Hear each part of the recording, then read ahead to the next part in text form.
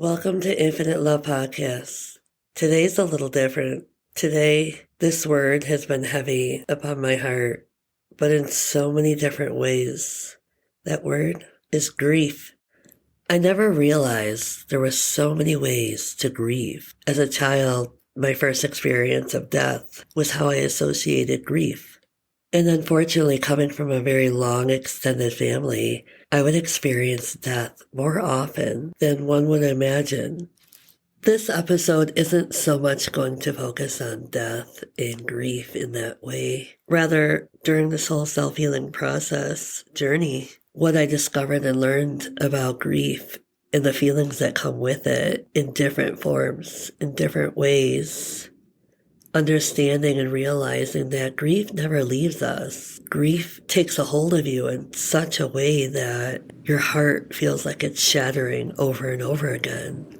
And your soul is breaking. And you can't breathe. You can't sleep. You can't eat. You can't focus. You feel like you're stuck in a loop, wishing for the next day just to get a little bit better, a little bit lighter. And grief, it never goes away. It appears at random times, all those feelings, all those emotions. And we all have our own journey when it comes to grief. We all deal with things differently. And while on this self-healing journey, my eyes opened up to grief in new ways and allowed me to understand my past and what I was truly going through. You see, after each surgery, the severe transformations of how I looked, of my facial features, and how much they changed. Simply after one surgery, I grieved, I struggled, I resented, I was angry, I was depressed, I was emotional, I self-isolated because I didn't understand the reflection anymore. I couldn't. No one tells you after a surgery what to expect, but you create this illusion in your mind that this surgery is going to be the ultimate miracle. But what they don't share is these sudden transformations and changes and differences of the way my appearances were. First, I had to accept that my face was very swollen, very bruised. And as scary as that was for me, I had time during all the swelling, during the healing process, to create these illusions in my mind that I was going to look even greater once all the swelling went down. It's kind of a blessing and a curse. Because as each day transpired, I began noticing the differences, but not in an excited way, in a terrified way, in a way that I didn't understand who I was looking at anymore. And this process happened every single time I had a surgery. And I had to get used to this. I struggled until finally one day I said I had to stop because these surgeries were actually killing me inside. I couldn't bear the grief of losing myself over and over after each surgery. Because even though I didn't love the girl I saw, I became comfortable. I don't even know if I became comfortable.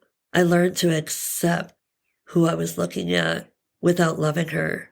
And that process is huge and not in a healthy way. It was detrimental, actually. So I grieved. I grieved over and over. I kept losing a sense of myself, my identity, my love for myself. And so when I began this healing journey and I realized all of these lessons, doing all the shadow work within, I spent majority of my life grieving in silence. And when I look back and compare that to the grief of losing someone I love, it's the same yet different. It's painful. It's a struggle. And I'll speak about my grandma. My grandma was my angel. My grandma opened my eyes to the world. She loved me, but also taught me lessons within. She saw me for who I was, even when I couldn't see me. And I mentioned in a previous podcast that my teenage years were my hardest years. They were my biggest struggles. This is where I truly grieved for myself. And on top of it, I had lost 3 of my grandparents during my high school years. But my grandma, she was the hardest to lose because as I was struggling, it felt like I was sinking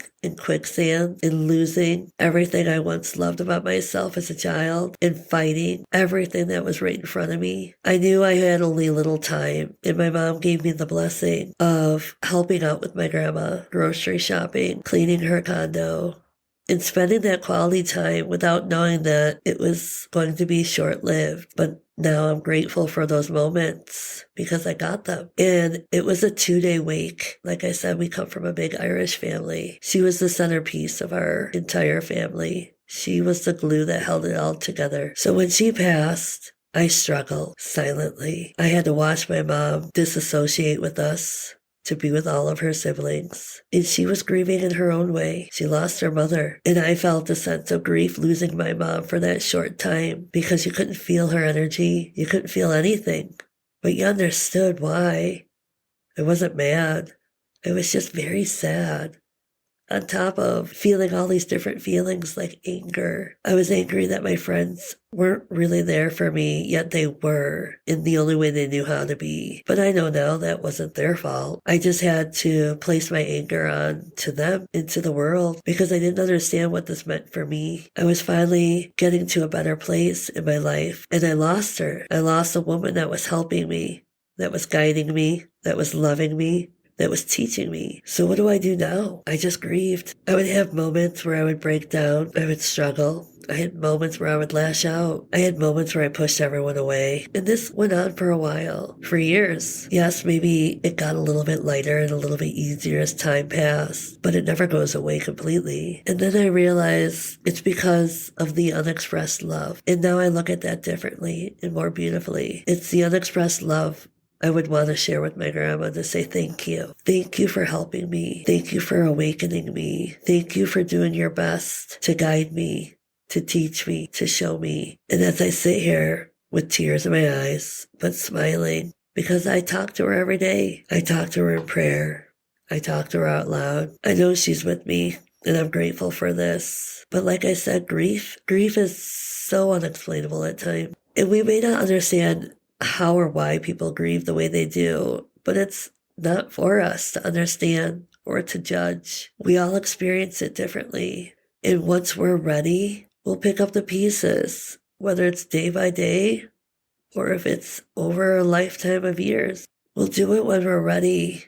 You can't force someone just to be better, just to be happier, just to let go. Whether it's losing a loved one, a family pet, or it's losing a friendship that's alive and well, but just not a part of your journey anymore. And I've learned over time that the grief is real. It's painful. It's hard. It's exhausting.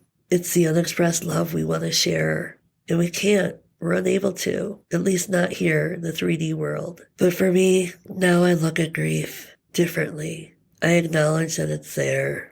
I sit with it. And I understand that for me, I lived in grief for a very, very long time until I was ready to understand, to let things go, to let go, not of the people or the moments, but to let go of the feelings I was feeling that weren't serving my highest good, my highest self. To let go of the pain, the darkness, the resentment, the anger. I let those emotions go that were attached to grief, and I allowed myself to just feel, to just sit with those moments when they arise, and knowing and telling myself that I will be okay, and that I will pick myself back up. I will not allow myself to sit here for too long, because I've sat here for way too long as it is, and I will carry those memories, carry those blessings, carry those gifts with me for an eternity. I'm grateful for those moments. I'm grateful for the memories. Do I wish there were more? Yes. And that's okay too. But I don't allow myself to hang on to the painful portions that don't serve me. Now, am I speaking for anyone else? No.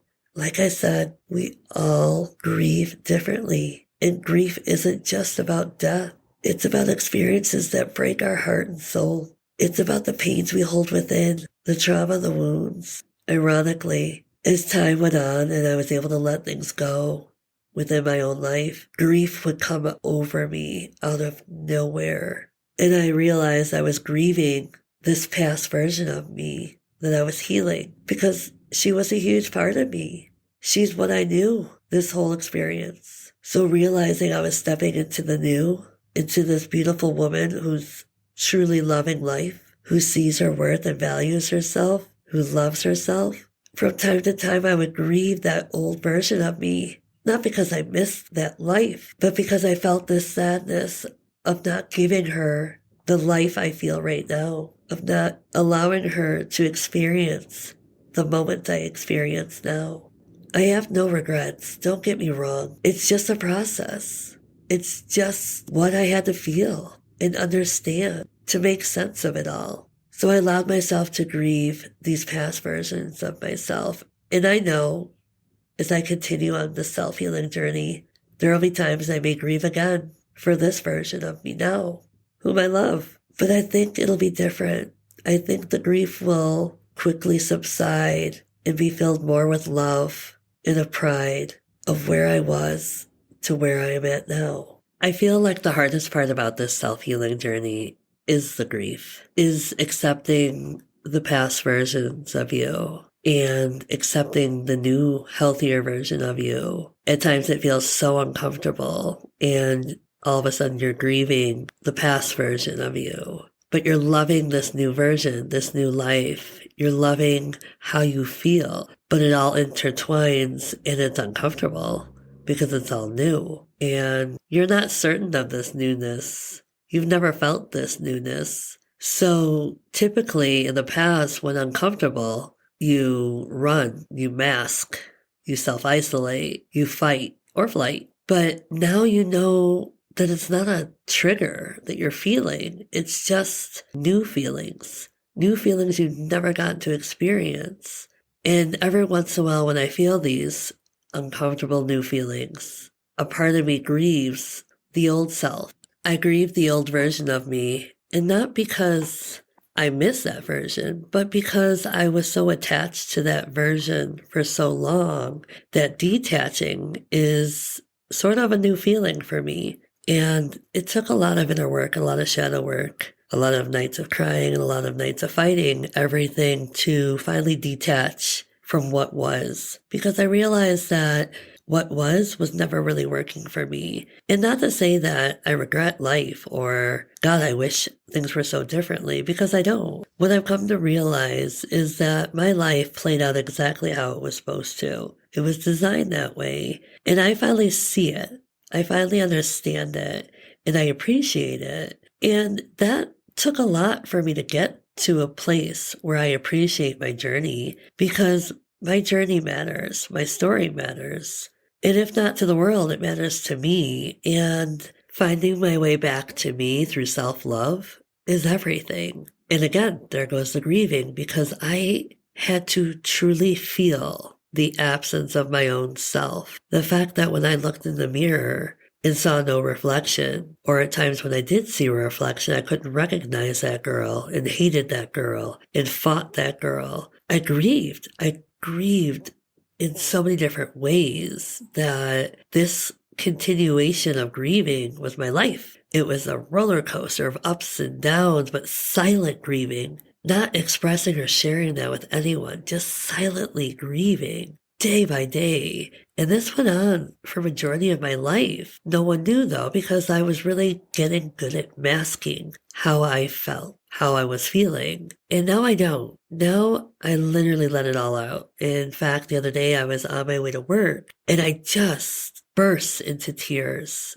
And I mean, not just, oh, I'm having a bad day, or, oh, it's PMS. I mean, full on sobbing. So I pulled over to a forest preserve and just sat there and let myself cry.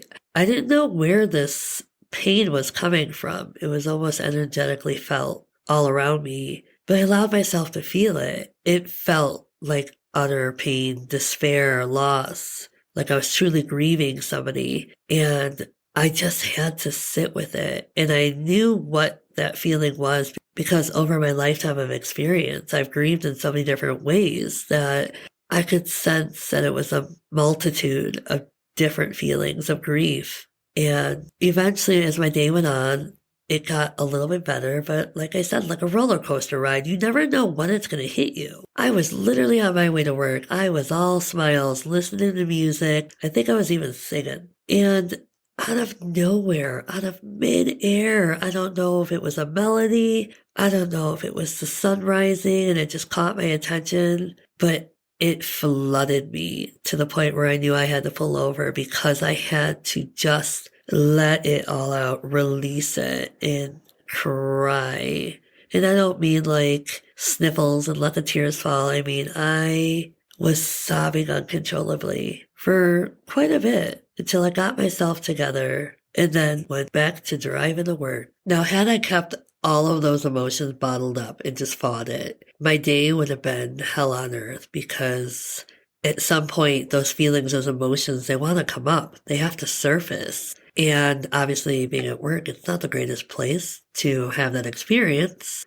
Not to say you shouldn't allow it if it comes, but I didn't want that. I'm finally at a place where I listen to my body. I listen to my emotions. I pay attention to my thoughts. And again, not a perfect human being. So I'm very self-aware now of what's going on, if whether or not I'm triggered or if I'm experiencing emotions, I'm allowing them. I'm not always able to process them so easily at times because sometimes, honestly, they're not always my feelings. They're not always my emotions I'm picking up. I can easily pick up other people's energies and feelings, and that, with balancing my own, can be very tricky and complicated at times, especially when I pick up emotions from my own loved ones. I have to decipher which is mine and which is theirs and hold space and do my own grounding work to kind of rebalance and recenter myself and pour back into myself so I'm allowed to feel more comfortable within my own body, within my own thoughts, within my own emotion. I never imagined that my self-healing journey would allow me to learn that not everything I had ever experienced or felt was mine. Without understanding it, though, it felt like the weight of the world was always upon my shoulders, upon my heart and soul. And I took that very deeply, very heavily.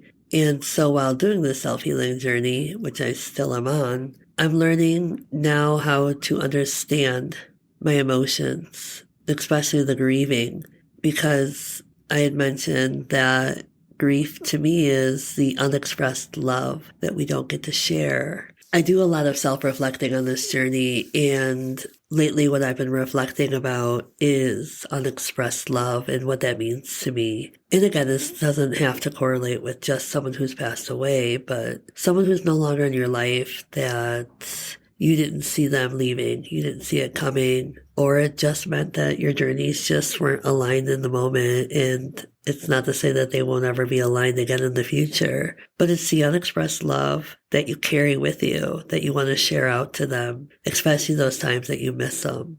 And lately I've been experiencing sporadic moments of grief. And while self-reflecting, I realized it's the unexpressed love I have for that past version of myself and what I'd want to tell her. So one night I grabbed my journal and simply wrote a love letter to my past version. And here's what I wrote. Dear me, I'm writing this letter to say how proud I am of you, of what you've gone through, what you experienced. I know the road was long and it was windy and it was tough, but you never gave up. You never quit on yourself. And for this, you are resilient. You are strong. You are brave. It wasn't perfect and it wasn't easy. And yes, you may have gone through a lot of battles of shadow work, of deep healing, but you did it. You experienced everything you had to experience to realize that it got you to this place right here, right now. And I want to say thank you. Thank you for not giving up on yourself. Thank you for believing in love. Thank you for the fight. I'm so proud of you. I love you, all of you, your inner strength, your resilience, your tenacity, your smile, your humor, your honesty, your purity. I love the way that you can alchemize the darkness into light. I love that your heart is so big and so powerful. I love that your beauty radiates not only from the inside, but outwardly too. I love that you love love for all, and it's so unconditional and so beautiful. I am so proud of you, and I thank you for not giving up on this journey. I thank you for pushing every single day, even if it was in silence. I forgive you for the choices that you had to make. I thank you for choosing gratitude over hate. I thank you for choosing light over darkness. I love you, and I just needed you to know that. It's okay to let it all go now. So I set you free with a full heart for the place you once were to the place that I'm at right now. And I thank you. Love always. Me. It amazes me at times how much I dismissed myself, my own feelings, my needs and my desires, because I lived in this fear, in this darkness, in this self-loathing period where I felt I wasn't enough. I felt like I couldn't love myself, so how could the world love me? And I grieved a lot. I grieved so much sometimes that I'd lay in bed wishing that tomorrow didn't exist. But it's not like that anymore. Now I look at life differently. I look at life filled with hope. And although grief is sadness, eventually, at least for me, I could turn that sadness into unexpressed love. And with that, then I simply share that love inwardly or outwardly. I'll write what I want to express to the ones I miss and love. I'll journal it or I'll be creative with it. Either way, I'm expressing it. I'm not holding it in. I'm not keeping it a secret. I'm sharing it, whether it's to myself, whether it's to God, to universe, or whether it's to all of you. It's unexpressed love that needs to come out, that needs to be shared. And then I find joy in that. I find a little bit of closure with that. And it's not to erase the memories or the pain, but it's to fill those voids, those empty voids that lay within us, that remind us of the moments or the people we miss or the friendships that are gone. And we fill those voids with beauty, with love, with grace, with memories. And that's what I've learned from grief. The lessons I'm learning from grief is simply expressing the unexpressed love and holding space for the beautiful moments shared and the memories that I hold so near and dear to my heart and soul. Just remember, there's no right or wrong way to grieve. We all grieve differently in our own ways. So allow yourself that time to go through whatever it is you need to feel. Whether it's keeping yourself busy, whether it's retreating and self-isolating, whether it's holding a pillow and crying your eyes out all night long. Allow yourself that. Allow yourself compassion because you're going through it. And we all go through it differently in our own unique ways. And when your body and your mind, your soul and your heart are ready, you'll know what to do next. Just remember to hold space for yourself along this healing journey.